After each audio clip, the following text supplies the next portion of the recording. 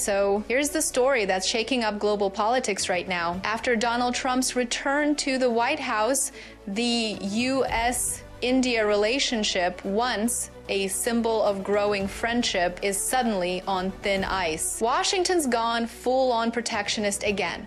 Higher tariffs, new trade rules, and pressure tactics. And this time, India's right in the crosshairs. Out of nowhere, the Trump administration slapped heavy tariffs on Indian exports from textiles and pharmaceuticals to software and car parts. Officially, it's about restoring trade balance.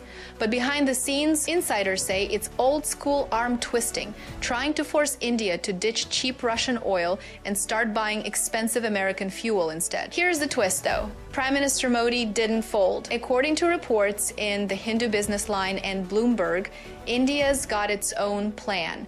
Yes, they're reducing Russian oil imports, but not to please Washington. Instead, they're pivoting hard to the Middle East, cutting new energy deals with Saudi Arabia, the UAE, Qatar, and even Iran. That move hit the White House like a lightning bolt. US officials reportedly called India unpredictable and accused Modi of betraying a friendship.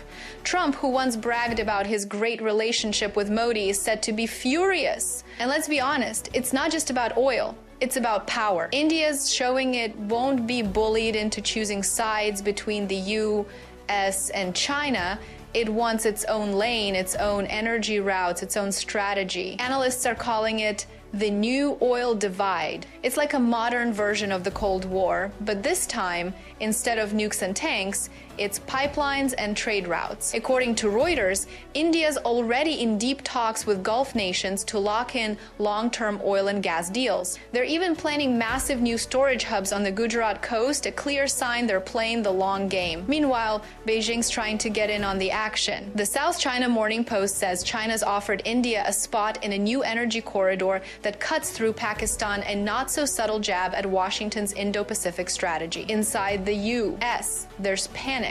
Some senators are warning that pushing India too hard could backfire big time, basically handing one of America's key allies straight to Beijing. But Trump isn't backing down. According to Politico and Fox News, he's already told his team to prepare countermeasures.